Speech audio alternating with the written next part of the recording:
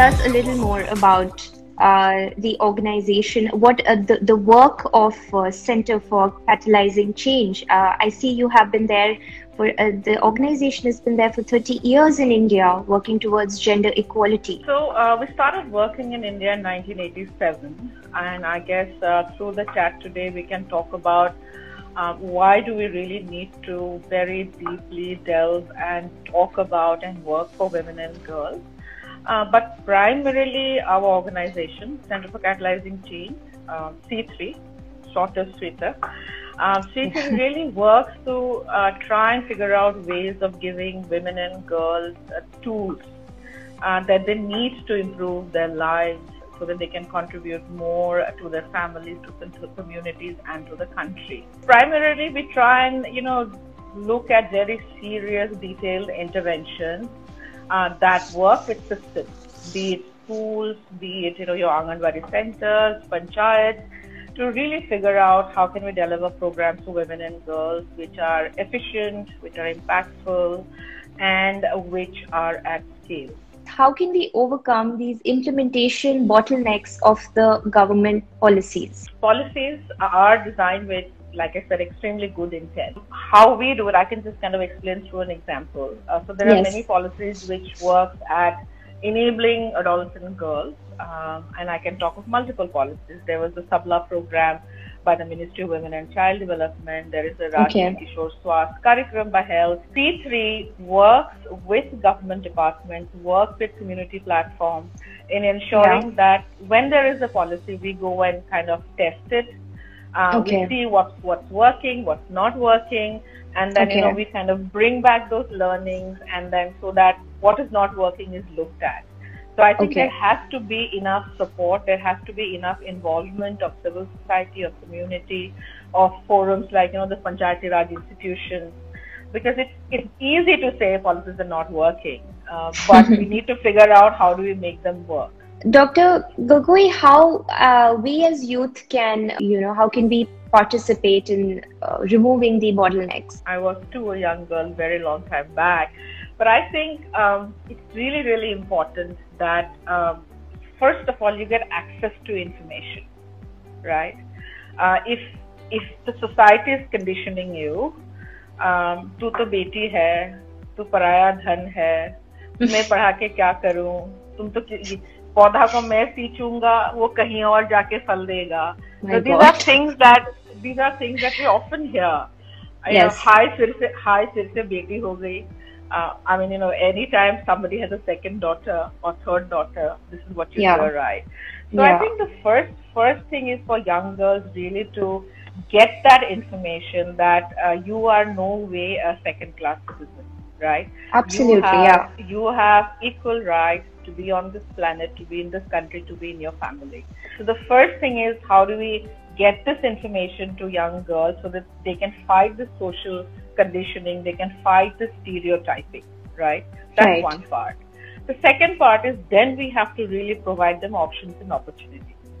We work with young girls in Jharkhand and Chhattisgarh and Bihar. They come for the sessions that we do. Even the very fact that 20 girls are sitting in one place in a village and they're talking to each other. What happened to you? Oh, my mother wanted me to get married off, but this is what I did. I called my teacher, or I said I want to study. I think this is a kind of a building of a solidarity platform, whether it's online or offline, when you have peer support. And I think that is how we have seen many girls breaking some of the barriers and coming out and, talking about what they would like to do, about really accessing their rights and entitlements. So I think even if you do this two kind of very basic but extremely significant steps, young girls, and also let's not forget young boys too, right?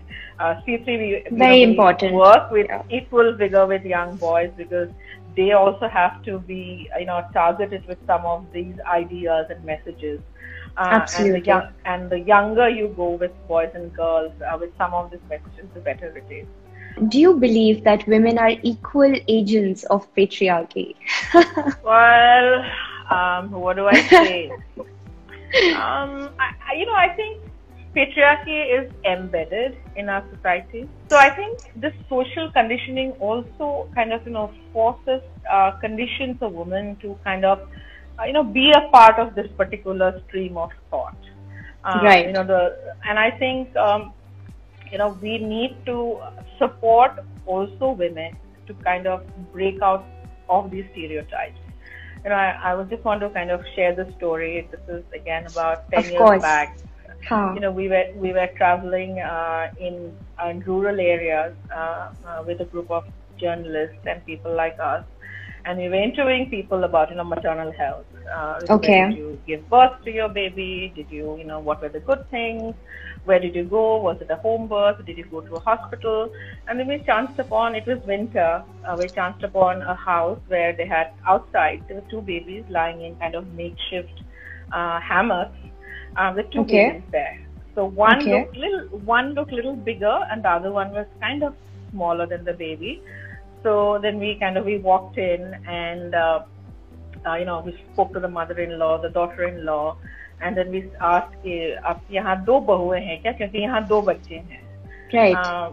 Then the daughter-in-law says, "नहीं, ये तो जुड़वा है." Then we asked, "But how come the boy is so much bigger than the girl?" And she said that, दूध मेरा ज़्यादा निकलता नहीं है, and my family tells me to breastfeed the boy child more, right? And for that woman, I don't think she could even figure out the implications of this, but that is how deeply embedded it is. So I'm not going to brand women as kind of perpetrators of gender stereotyping, but it's the conditioning. What is gender equity and why is it disregarded? Gender equality is the outcome, right? So gender equality would mean that you have equal outcomes for women, for men, for gender diverse people, right? But gender equity is the process. So gender equity is what we have been talking about, so far in this live chat. And gender equity really recognizes the fact that women or gender diverse people are today not in the same starting, right? So if you imagine it's a race, 100 meters. So maybe a boy is at the 100 meter, but a girl, for her to make that space, is a bit behind, right? So we have to improve our processes so that we bring them to the same starting position. Absolutely. We give them the equal kind of a start, equal impetus, so that equity ends up, meaning that we're giving them opportunities, we're giving them options, we're giving them education, we're giving them skills, we're giving them a safe environment, security, etc., so that they can very quickly reach the start line and then kind of compete or walk ahead in a manner which is equal. Your advice to young parents, how to have the next generation as gender sensitive, gender aware? I think for young parents, it's really, really important that you begin by, treating your boy child, your son and your daughter equal. Never make your daughter feel that she is kind of a second-class citizen. Never make her feel unwanted. When a guest enters your house, normally, without thinking, you will ask the daughter to go and bring a glass of water or bring a cup of tea. Absolutely. So you kind of break those gender stereotypes. When young people see the father in the kitchen, and they don't see this sharp differentiation of women's tasks and men's tasks. So that is when they understand that, there should not be such gender stereotypes. So they should not grow up कि mummy का काम खाना बनाना है, पापा का काम बाहर जाके कमाना है, right? Absolutely. So I think, so treat your son and your daughter equal.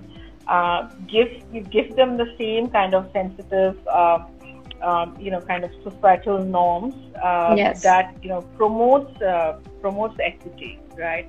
So, and I think you have to start at home. You have to, kind of talk to your son. And if anybody can make these changes for the next generation, it is the young parents.